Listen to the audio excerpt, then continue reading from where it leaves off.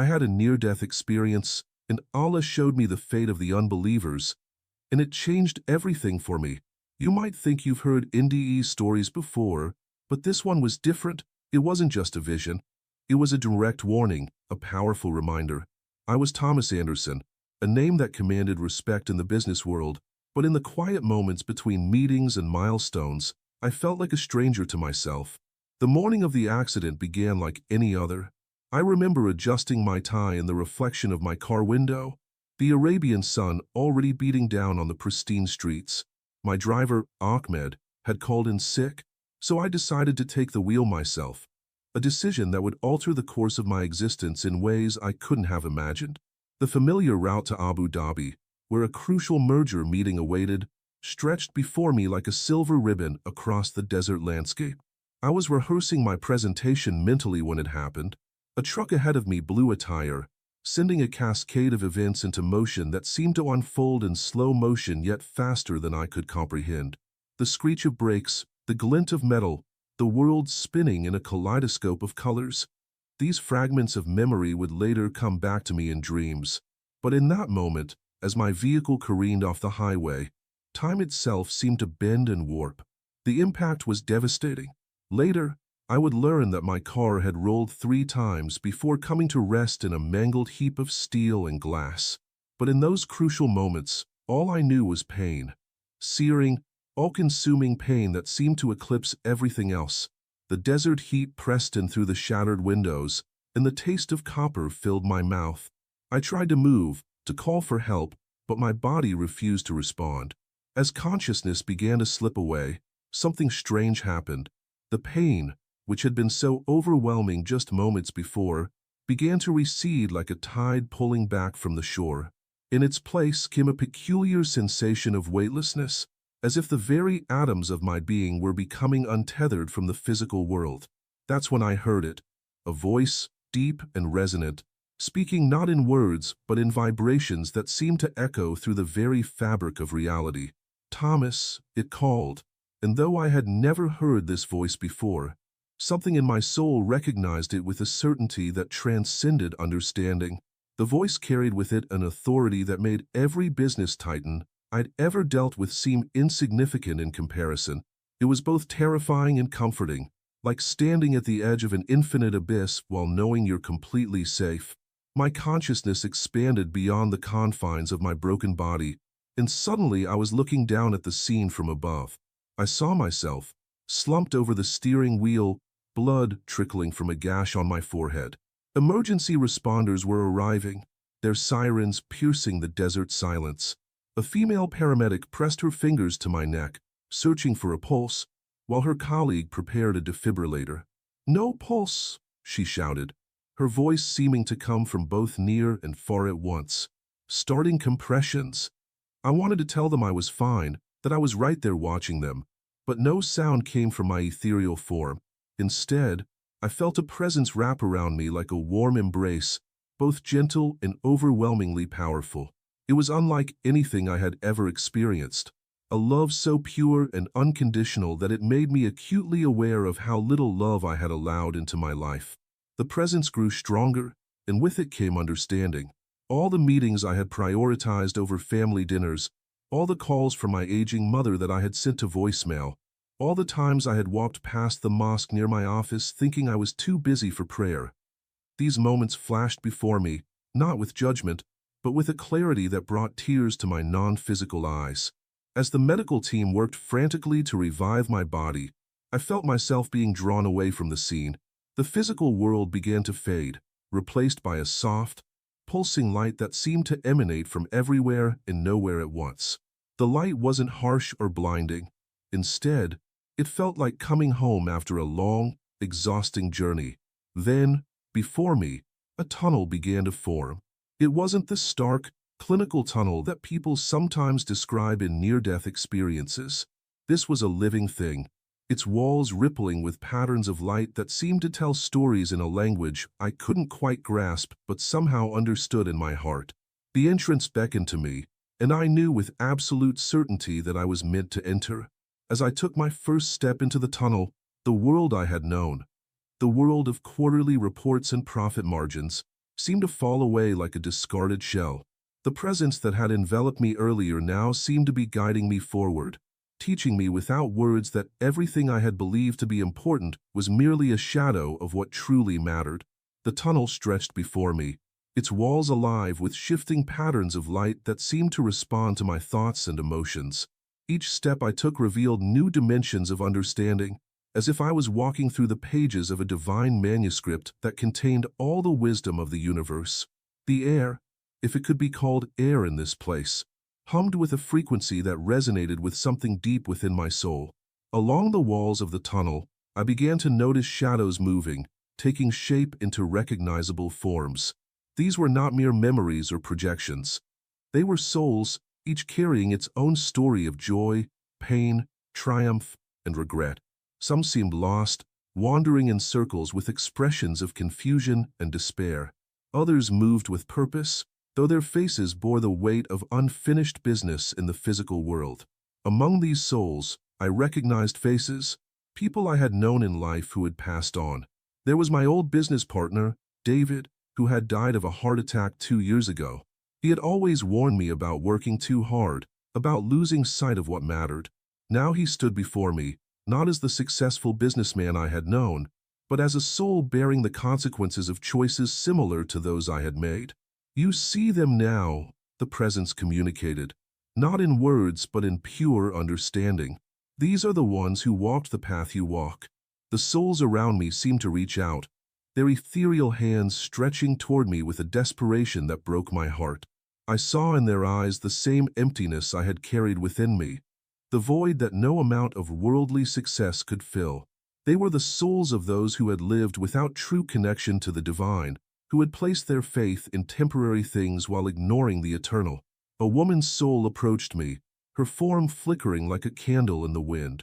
I recognized her as Sarah Matthews, a rival CEO who had died in a plane crash the previous year. In life, she had been known for her ruthless business tactics and her disdain for what she called spiritual nonsense. Now, her soul reached out to me with an expression of profound regret. If only I had known, her essence seemed to communicate. If only I had understood what truly mattered. The presence guiding me allowed me to feel what these souls felt, their regret, their longing, their desperate wish for another chance to choose differently. It was overwhelming, yet I understood that I was being shown these things for a purpose. Each soul's story was a lesson, each regret a warning, each unfulfilled longing a guide for the path I would need to choose if I was granted a return to life. As we moved deeper into the tunnel, the light began to change, taking on new qualities that my earthly mind struggled to comprehend. Colors I had never seen before danced through the air, carrying meanings and emotions that transcended human understanding. The souls we passed became more numerous, their stories more intense, their lessons more profound. I saw businessmen who had sacrificed their families on the altar of success, religious leaders who had preached truth but never truly believed, philanthropists who had given millions but never gave their hearts. Each soul carried its own burden of missed opportunities and misplaced priorities. Yet there was no judgment here, only the pure light of truth revealing what had always been real beneath the illusions we create in life. The presence guiding me seemed to grow stronger, more focused. I understood that I was being prepared for something, some revelation that would change everything. The tunnel began to widen, opening into a vast space that defied physical laws. Here, the light seemed to pulse with consciousness itself, and the air thrummed with a power that made my soul tremble with recognition. Now, the presence communicated, "You will see the truth of those who turned away from their purpose." The scene that unfolded before me was beyond anything I could have prepared for. The space filled with countless souls, each one radiating its own story of disconnection from the divine. But unlike the souls in the tunnel, these were not merely regretful. They were truly lost, separated from the source of all light and love by barriers of their own making. I witnessed their suffering, not a physical torment, but something far more profound. These souls existed in a state of complete spiritual poverty, aware of what they had rejected but unable to bridge the gap they had created. Their anguish came not from punishment, but from the natural consequence of turning away from the light of truth.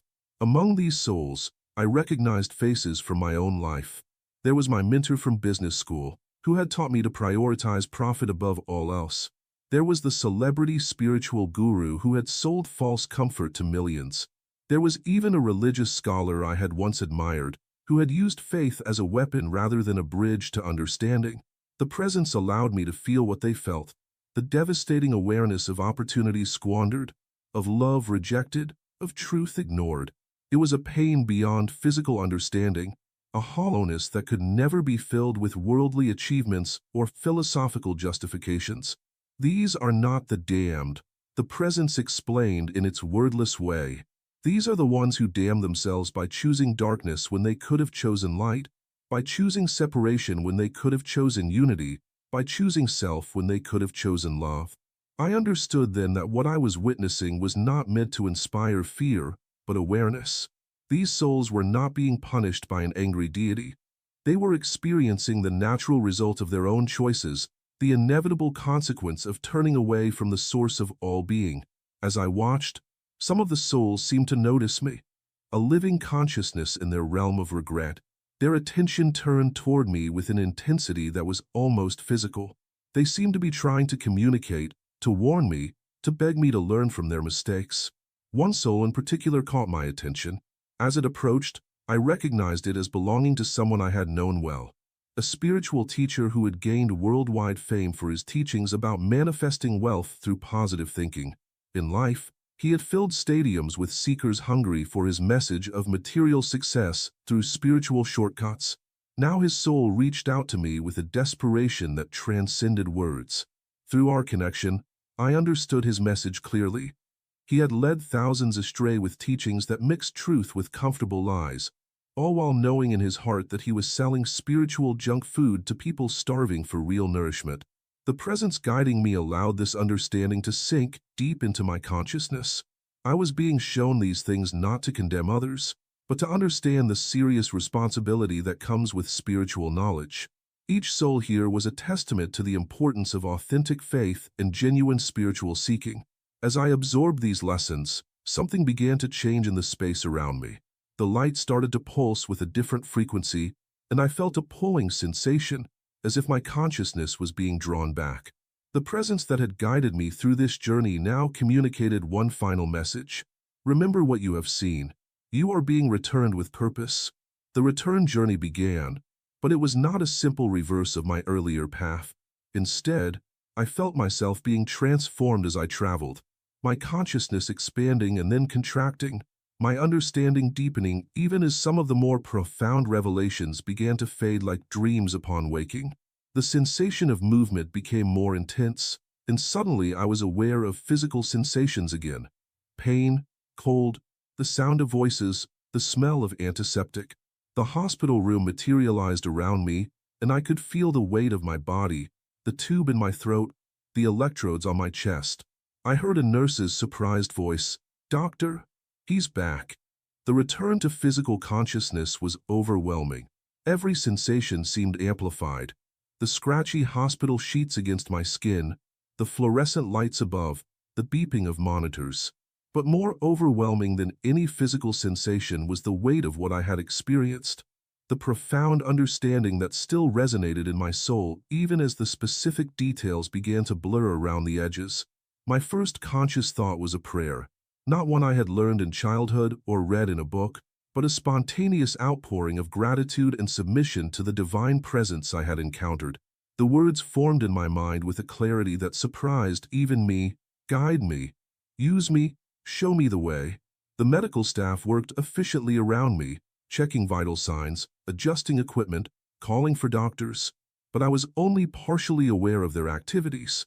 My consciousness was still processing what I had experienced, trying to bridge the gap between the infinite understanding I had touched and the limited capacity of my human mind to contain it. As the tube was removed from my throat and I took my first unassisted breath, I knew with absolute certainty that everything about my life would have to change. The question was no longer whether to change, but how to translate the profound truths I had witnessed into actions that could make a difference in the physical world. The doctors called it a miracle that I had survived the accident with no permanent physical damage. They spoke of statistical improbabilities and medical anomalies. But I knew that my survival was more than a mathematical oddity. It was a responsibility, a commission to share what I had learned about the true nature of spiritual wealth and poverty. As I lay in that hospital bed, watching the sun set through the window, I began to understand that my real journey was just beginning. The visions I had been shown were not meant simply for my own transformation. They were meant to be shared, to help others avoid the fate of those lost souls I had witnessed. But how does one translate an experience of infinite understanding into finite words? How does one convey spiritual truths that transcend language through the limited medium of human communication? These questions would come to define the next phase of my journey as I learned to bridge the gap between the divine revelations I had received and the practical needs of those still lost in the materialism I had only recently escaped. The transformation that began in that tunnel of light would unfold gradually, touching every aspect of my life and affecting everyone around me. It would not be an easy path, truth rarely is, but it would be a path filled with purpose, guided by the memory of that divine presence and the profound understanding it had shared with me. As I closed my eyes that first night back in my body, I knew that my real work was just beginning. The visions I had been shown were not just warnings about the fate of the spiritually disconnected. They were a roadmap for helping others find their way back to authentic faith and genuine purpose. The monitor beside my bed continued its steady beeping, marking out the rhythm of my newly purposeful life. Outside, the city continued its endless dance of commerce and ambition. But within me, a new reality had taken root, one that would grow to transform not only my life but the lives of countless others who, like me, had lost their way in the maze of worldly success while neglecting the true purpose of their existence. This was just the beginning of a journey that would challenge everything I thought I knew about success, spirituality, and the true meaning of wealth. The divine presence that had guided me through the tunnel of light had shown me the consequences of spiritual poverty. Now it was my turn to help others find their way back to the light of truth, one soul at a time. In the weeks that followed my return, I began to understand that transformation isn't a singular event, but a continuous unfolding. While the machines in my hospital room tracked my physical recovery, my soul underwent its own healing process, integrating the profound truths I had witnessed in that realm beyond physical existence. Each day brought new challenges and revelations, as if the divine presence that had guided me through the tunnel was now orchestrating my gradual awakening in the material world. The first test came when my business partners visited, their concerned faces barely masking their anxiety about the company's future. They spoke of pending deals and market opportunities, spreading spreadsheets across my hospital bed like offerings to a familiar god. But as I looked at the numbers that had once consumed my existence, I saw them for what they truly were, mere symbols, shallow representations of value that had nothing to do with genuine worth. "We need to change our approach," I told them, my voice still raspy from the breathing tube. "Our success means nothing if it doesn't serve a higher purpose." Their expressions shifted from concern to confusion, then to barely concealed alarm. They exchanged glances that spoke volumes. Their trusted leader had returned changed, and not in a way they understood or appreciated. As my physical strength returned, I began transforming my business empire into something new. The corporate headquarters, once dedicated solely to profit, became a center for spiritual and community development. I established programs to help employees find meaning beyond their salaries, introduced meditation spaces, and required that a percentage of our profits be directed towards spiritual education and community support. Many called it madness. Board members resigned in protest. Old friends stopped returning my calls. The business press, which had once praised my every decision, now wrote scathing articles about the bizarre spiritual turn of a once great business leader. But with each act of rejection, I felt a deeper confirmation of my path. The souls I had witnessed in that otherworldly realm had shown me the hollow end of a life lived solely for material gain. Yet amidst the criticism and abandonment, something extraordinary began to happen. People started coming to me, first a few, then dozens, then hundreds. They were drawn not by my business success, but by the visible transformation in my life. They saw in my story a reflection of their own spiritual hunger, their own sense that something essential was missing from their lives of material abundance. I established a meditation center in the heart of the financial district, a quiet sanctuary where busy professionals could step away from the chaos of commerce to connect with their deeper selves. The same skills that had once helped me build a business empire now served to create spaces for spiritual awakening. Each soul that found its way back to authentic faith became a living testament to the truth of my near-death experience. Not everyone who came was ready to hear the message. Some sought quick fixes or spiritual shortcuts, the very things that had led to the spiritual poverty I had witnessed in that other realm. But for those who were truly ready, who recognized the hollow nature of material success without spiritual foundation, the center became a beacon of hope and transformation. One day, as I sat in meditation in my office, now stripped of its expensive artwork and reimagined as a simple space for contemplation, I felt again that presence that had guided me through the tunnel of light. Though not as overwhelming as during my near-death experience, its essence was unmistakable. In that moment, I understood that my journey had come full circle. The business empire I had built had not been a mistake. It had been preparation, creating a platform from which to share these vital truths about the nature of existence and the importance of spiritual authenticity. Years have passed since that fateful day on the highway to Abu Dhabi. My story has spread far beyond what I could have imagined, touching lives across continents and cultures. But more important than the reach of the message is its depth. The fundamental truth that our time in this physical realm is precious, and our choices here have consequences that echo into eternity. The souls I witnessed in that realm of regret taught me that spiritual poverty is the greatest tragedy that can befall a human being. Their suffering was not punishment but consequence, the natural result of choosing the shallow over the profound, the temporary over the eternal. Their lesson continues to guide my work, reminding me that each person who finds their way back to authentic spirituality helps tip the balance of human consciousness toward light and understanding. Today, I no longer measure success in profits or possessions. True wealth, I have learned, lies in the number of souls helped, in the depth of understanding shared, in the light of recognition that dawns in someone's eyes when they finally grasp the reality of their spiritual nature. The business skills I spent decades honing now serve a higher purpose, creating sustainable platforms for spiritual education and growth. My near-death experience showed me the consequences of spiritual disconnection, but it also revealed the infinite potential for transformation. Each day, I witnessed small miracles, hardened businesspeople rediscovering their humanity, skeptics opening to the reality of spiritual truth, lost souls finding their way back to authentic faith. These transformations are the real measure of success, the true profit of a life lived in alignment with divine purpose. As I close this account of my journey, I am aware that words can never fully capture the profound reality of what I experienced in that realm beyond physical existence. But perhaps they don't need to. Perhaps it is enough that these words serve as signposts, pointing the way for others who sense that there must be more to existence than the endless pursuit of material gain. The divine presence that guided me through the tunnel of light continues to guide my life's work, though in more subtle ways. Each morning, I return to that moment of clarity when I first opened my eyes in the hospital, knowing that my survival came with a purpose. That purpose unfolds daily in the lives touched, the consciousness raised, the souls awakened to their own divine potential.